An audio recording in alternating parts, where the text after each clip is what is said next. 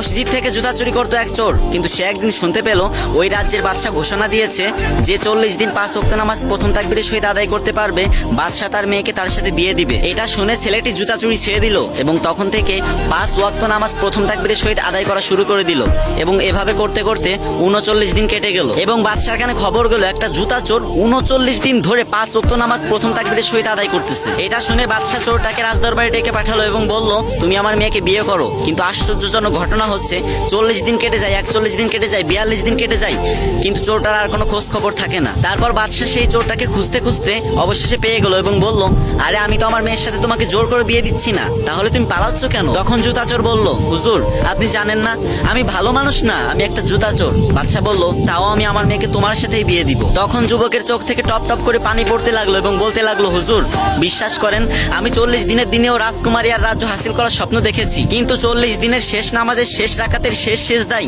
আমি জান্নাতের প্রশান্তি পেতে শুরু করলাম। আমার অন্তর প্রশান্তিতে ভরে গেছে, আমি জীবনের সব খুশি ভুলে গেলাম। হুজুর আমার চাই না, আমার রাজকুমারী চাই না, আমার রাজ্য চাই না, আমি শুধু নামাজের সেজদায় গিয়ে ওই জান্নাতের একটু প্রশান্তি পেতে চাই। এইসব কথা শুনে বাদশা নিজের চোখের পানি ধরে রাখতে পারলো না এবং বলল, এই রাজ্যের একমাত্র যোগ্য রাজা তুমি। পরবর্তীতে সেই জুতা চোরের সাথে বাদশার মেয়ের বিয়ে হলো।